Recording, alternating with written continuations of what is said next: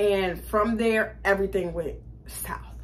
I'm taking hits after hits after hits because somebody got to live to tell the story. My mama always told us this. Somebody has to live to tell the story. So not even 2 seconds after I got back in the bed, my mom comes and opens the door to check on us to see if we were asleep. I had to play sleep because you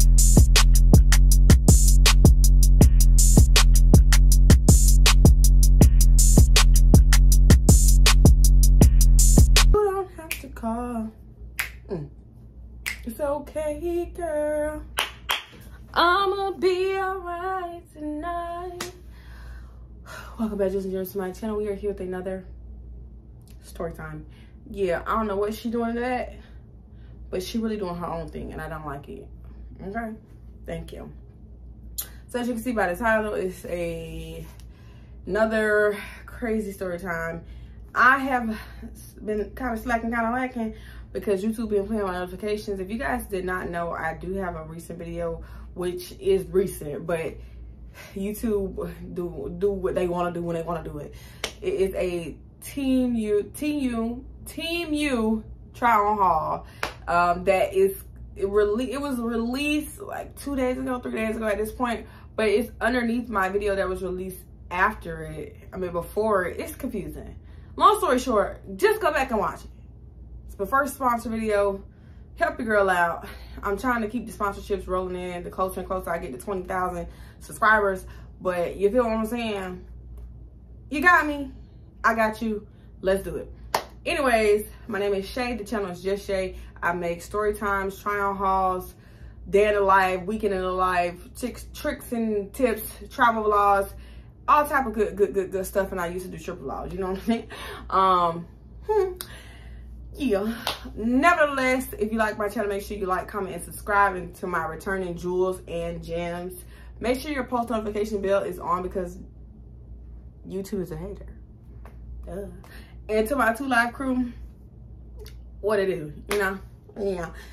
Let's get into it. Now, I was really contemplating even putting this story time. I have so many story times I'm supposed to be giving y'all, but every time I give a story time, I discover another story time that I can tell y'all. Then y'all want that story time, and I forget about the old story time. It's a lot of story times. Okay, I'm gonna get a booklet so I can start writing down, because I just be promising y'all these different stories and then I forget to tell y'all. We'll get back into it. But on my last video, y'all said y'all wanted the Hood Chronicles, so I thought I would give y'all one to kind of introduce some of the Hood Chronicles, okay? For when I was a wee little lad, and even now today, where stuff be popping off in the hood, stuff be popping off in my city. So, okay, I'm back. You know, Jesus Christ, did the phone ring again? I'm so sorry, y'all. I have to answer, child. But let's jump into the story. I don't even know what I was telling y'all, but y'all was asking for the Chronicles, so I'm here to give y'all one of the Chronicles. Whew. Now, this story actually is, oh, that's what I was telling y'all. I was hesitant about giving y'all the story time because I still had a little bit of feelings, unprocessed feelings. And I was like, should I get them this story time? I was like, you know what? The best way to deal with your feelings is to express your feelings, to get these stories out. But I ain't gonna lie to y'all, I'm still a little bit traumatized. I'm never gonna lie to y'all. I am. And I was thinking about it last night in the shower, like, what if you start crying? And if I do, I'll cut it out. That's it. That's all. I just edit it out and start over. Yeah, let's get into it. So this story time actually happened when I was about 12 or 13. I was young, fairly young. I was still definitely wearing uniforms to school. So to give you guys a little bit of background story about my family dynamics, my mom was with my stepdad that we called dad, because I had a couple stepdads after him, but my mom was with my stepdad that we called dad since I was like 2 up until the age of about 13, right? So we had always been a 2-parent household. Now, which is so crazy because my actual dad was a piece of you-know-who. So I knew who my father was. I had experiences with hanging out with my siblings and my father and going to spend the weekend because my granddad was still an active part of my life, even though my biological dad wasn't. So it was kind of conflicting because I looked at my stepdad more as a dad. So when this all happened, it was very scary for me. Like, oh my God, I almost lost my dad kind of situation. But I always knew the type of situation we were in. And I'm trying to say words without saying words. But my dad, and I'm referring, that's why I told you guys that. So when I say my dad, I'm referring to my stepfather, right? My dad, he had 2 jobs. One was being the local tree person, and the other one, he was working at a warehouse.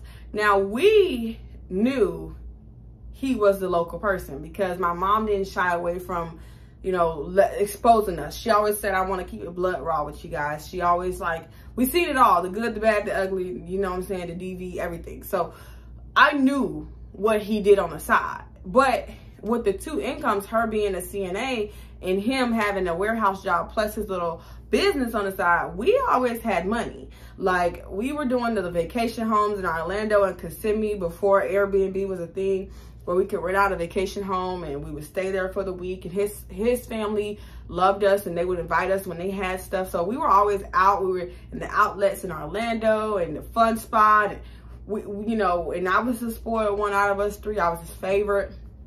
Our stepbrother, he would come spend weekends with us. So we knew where the money was coming from. Like, we knew for a fact that we had a surplus of money. So we were able to do a lot more things than other kids were. But it always came with a risk.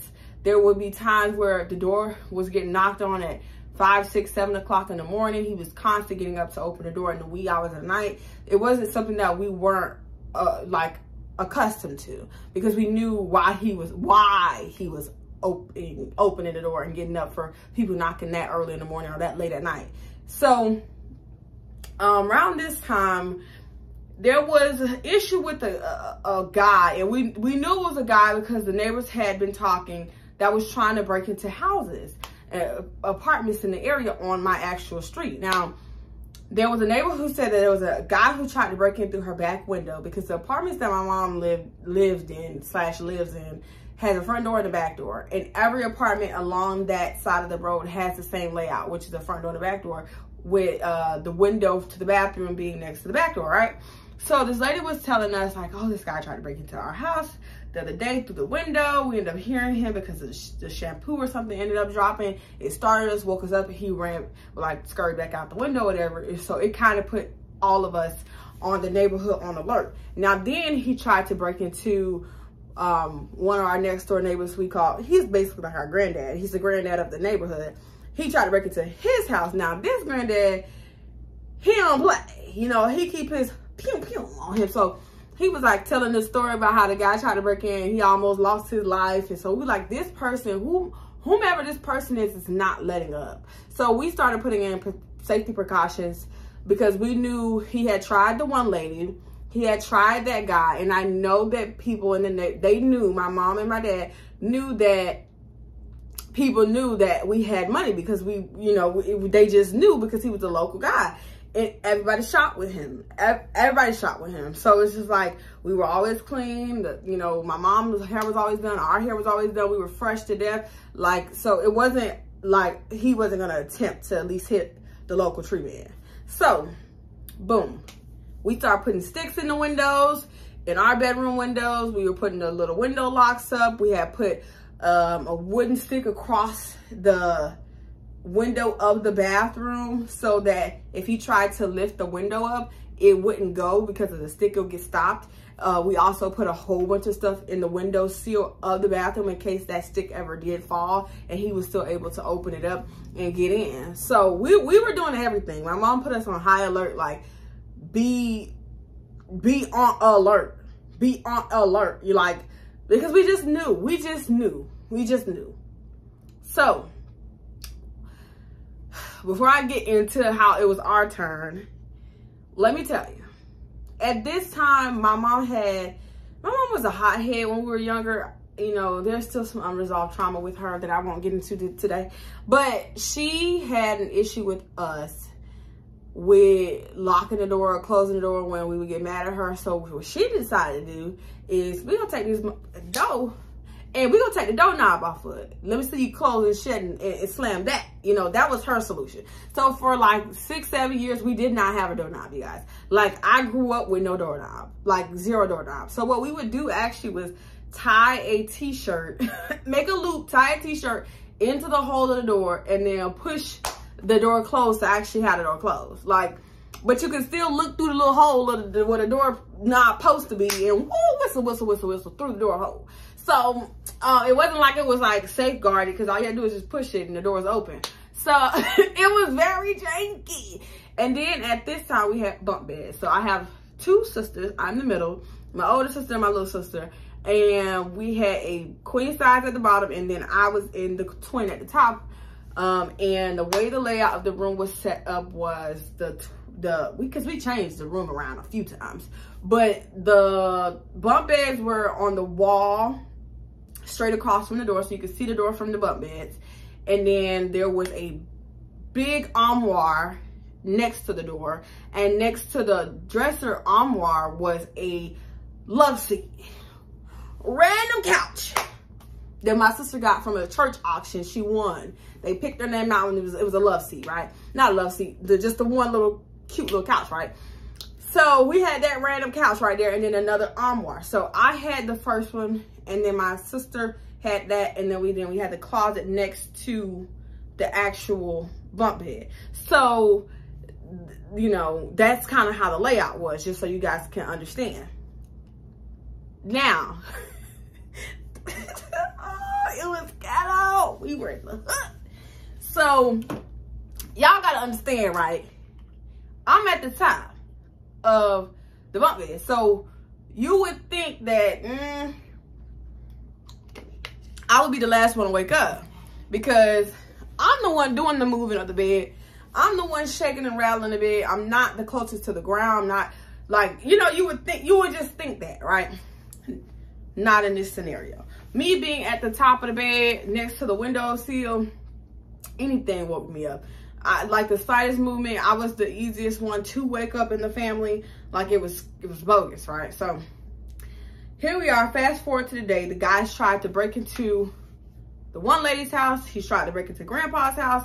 And one good night, I'm sleeping in the bed, and then I hear a knock at the door. Now, I'm so used to people knocking at the door in the wee hours of the night, early morning, that I didn't think nothing of it. I just stayed. I woke up because I heard it, but I didn't get up or feel no type of way. I didn't feel strange at all. I hear my stepdaddy get up out the room. I could hear the door because it's right next to our room. I heard him get up and go open the door. And as I'm sitting laying in the bed, he goes to the door. He opens the door. And this is when everything changed. And I'm over here like nervous again, like it's happening right now. I want to shit on myself. Like I'm over here like how I told the story time about the guy that stalked her. That I was scared telling the story. Even though he's locked away, I'm scared right now telling this story. I'm not even gonna lie to y'all. Like it's happening, like my body is physically reliving this right now. I'm physically scared again, like a 12-year-old. I was laying in the bed, and then I heard him go open the door, and from there, everything went south. He proceeds to, hey, I need to get an eighth or whatever he told him. He was, all right, give me a second. Normally what he does is he'll close the door, lock the door, go in the room, bag it, weigh it, and then come back out and give the guy the money, and then you hear the door close again and lock, and that's it. So he's like, all right, give me a second. He turned, I'm just imagining this how it was, because how quick it was. I heard, because the door to my mom's apartment is a squeaky door. The front door and her bedroom door make some type of noise when it opens and closes, right? So when he opened it, I heard it. And I heard him say, all right, give me a second. And as you can hear it squeak like it's about to close, they bust in. The 2 guys that came trying to get the good stuff, they bust in the house. And then I'm literally hearing them say, hey, bro, get down on the ground right now. And he's like, whoa, whoa, whoa, whoa, what's going on? What's going on? So then my mom, being, this my man, this my man, this my house, this my kids, I can hear her then come out of the room. So he was like, I knew it was a pew, pew, pew, pew, pew, pew, pew, pew, pew. I knew it was that, right?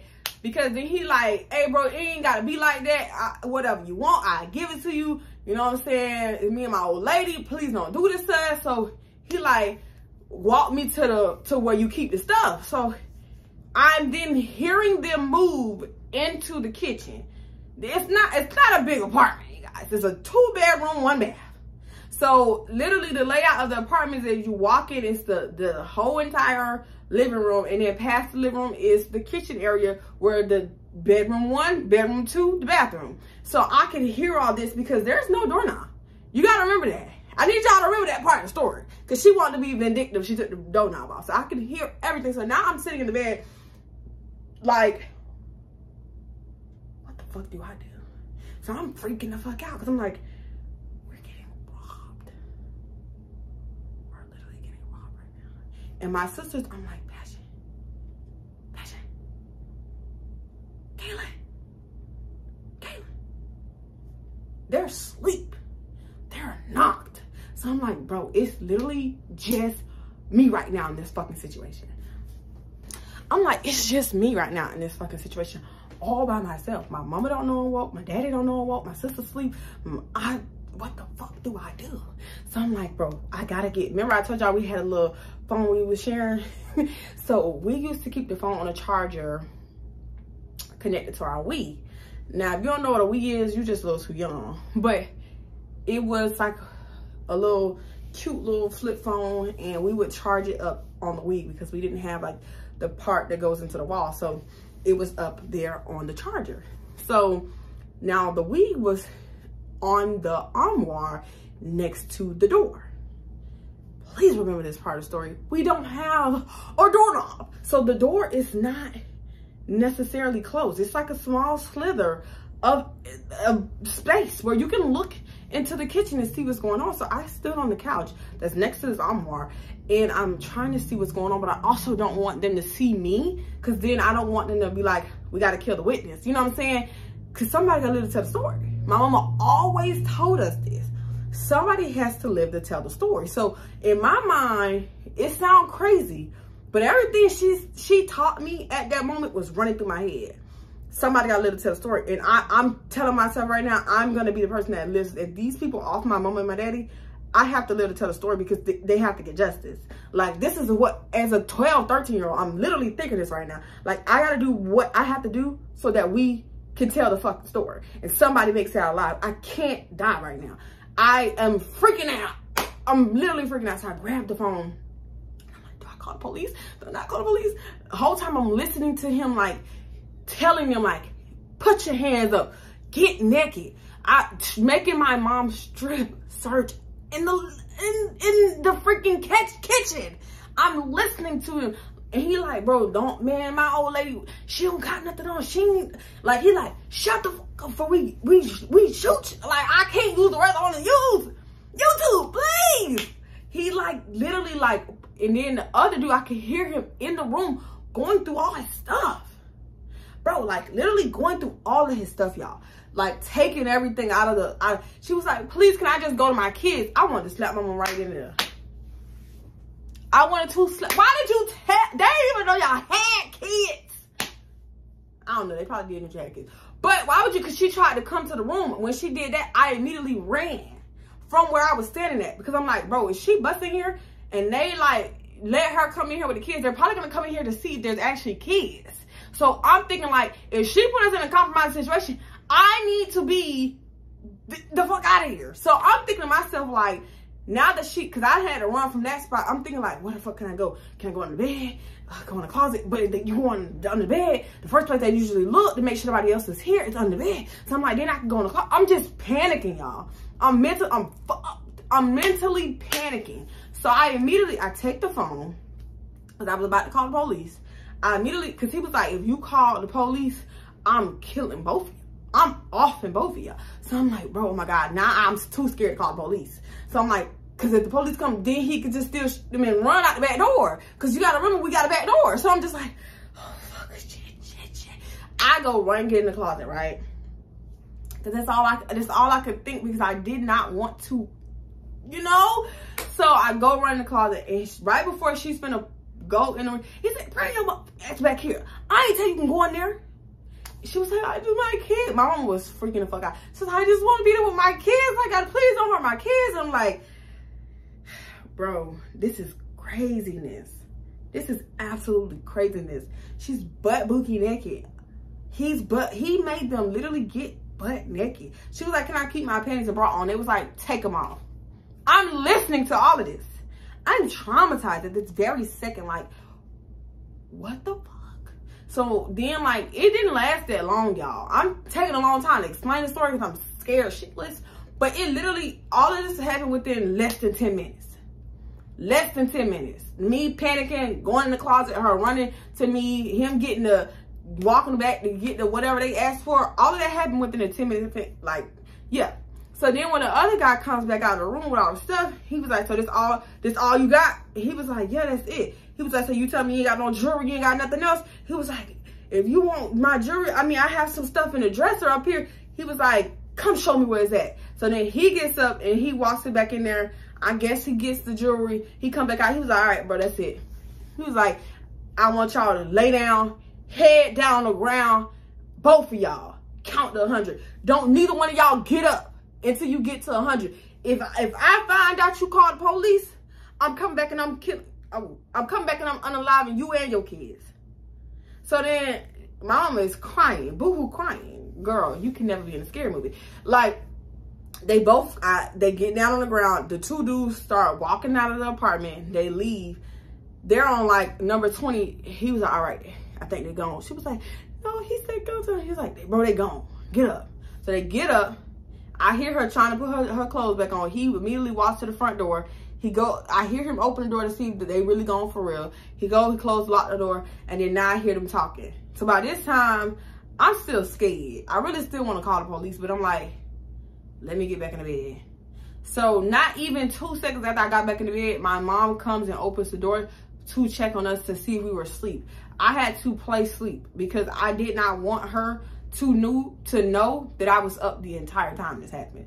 I didn't even want her, to this day, she still don't know I was up the entire time it happened. She just, like, her instinct was to immediately go check on her children. So I'm like, no.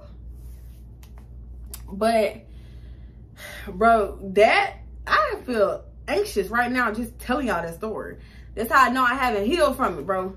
But I was like, she did not tell us. She didn't never say nothing. He just stopped selling. And then not even 2 weeks after us getting, you know what I'm saying, he packed all his stuff up one morning, early in the morning while she was at work. He packed all his stuff up in beds, came, got his stuff, and left. He didn't tell us bye. He didn't say I was moving out. He didn't say it's over, I gotta go. He literally just, not even 2 weeks after the situation, literally packed all his stuff up and moved out.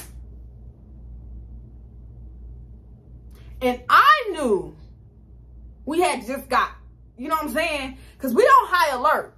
Now, even though we were already on high alert because of the neighbors, and we was, you know what I'm saying, and my sisters just thought we was on alert, waiting on us for the guy to try to rob us, I knew we had got. So my mind is telling me as a kid, what? We just got, you know what, because of you. You pack your stuff up, you don't even tell nobody you leaving, and then you have the unmitigated gall to leave us 4 women alone? I lost respect for him. That day, I lost respect for him, and he ain't had it back from me since. And he's come back, and he still has a significant relationship and bond with my sisters. And everybody just don't understand why I just don't want to reconnect with this man. Like, they don't understand why I won't even speak to him, come around when he pops up. Nobody understands but the level of disdain that I have for him, because as a man, how could you? You were the literal reason why we got, you know what. And then for you to pack your stuff up with no, my mama didn't even know he moved out. She came home from work, was like, where his stuff at? Found out, he left. It's like, you just left us defenseless. What if these people came back? We had nothing. And then offset us. You know what I'm saying? I can't respect him. I want to, because he raised me when my father didn't raise me, and he was there for me when nobody else was there for me. I love him, but the way that just sits so heavy on my heart, and how traumatized I am because of it, and the reason why I'm so very paranoid to this day, I know for a fact it's because of that. I can't nobody tell me it's not because of that situation. There's times where I'm sitting in the shower and I come up with crazy scenarios in my head. There's times where I'm laying in my bed and I'm just like, they're gonna bust through the window and come get me. Like, I can't even have a moment of peace in my brain because I'm always worried about somebody breaking in my house, somebody robbing me, somebody come knocking on the door, come to find out it's a robber, it's a killer, it's something. You know what I'm saying? My brain is forever playing out scenarios where I'm put back in that type of situation. And I know for a fact it's because I'm not healed from that childhood trauma of being woke and having to experience that and feeling like I'm in a serious fight or flight mode. Like, and for me to feel like the person that was, to me, supposed to protect us left and took the protection and didn't even have the just respect to tell us, hey, I am going to separate myself from you guys because X, Y, and Z. I don't care if it's because you found somebody else. I don't care if it's because you feel like they'll come back for you. I don't care. But for you just to leave us after you basically raised us. They were together for 10 years. He was with my mom since I was 2 years old. Do you not understand that's the only father I really knew? So then for you to be my dad and then my dad leave me when my real dad fucking left me, you just like, come on, man. I can't win. I can't fucking win. Like, Jesus Christ. It's like, it's crazy. So it's just, it sucks. It really freaking sucks. But, you know, the hood just got so many tales to tell.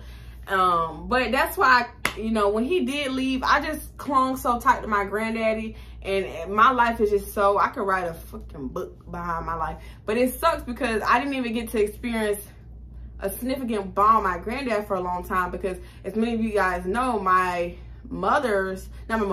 dad's father, who stepped in and helped raise us, or helped raise me, he passed away when I was 16 years old. So then it's like, I'm taking hits, bro. I'm taking hits. I'm taking hits after hits after hits. So it just like, it sucked. But, you know, and you know. But nevertheless, I will be back with another Hood Chronicle when, I don't know. But I'll tell y'all about the time how my brother ended up pewing my mama's house. Trying to pew the ops. Yeah. Shout out my mama. My brother shot my mama's house trying to get the ops. It was ghetto. It's just, you know, nevertheless, no stress. My mom and my dad never called the police. We never got them involved, and the guys never came back to the house. Nobody else tried to break in, and we just kept that stick in the window until, I don't know, like maybe I was 18, 19 years old, just because we did stay in the hood. You know what I'm saying? There was a lot of in the area, so just in case. But that's it for that story time.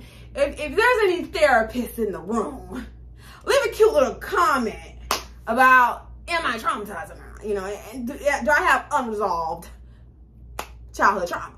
Let me know. I think so. But if you like it, comment. And if you're new here, subscribe. God dog it. You know, I come out with the hits. I think I come out with the best story times out there. I don't, you know what I'm saying? I don't compete because they don't compare. I'm just playing, y'all. I love my other story time girlies and guys. But until next time, Jews and Jems.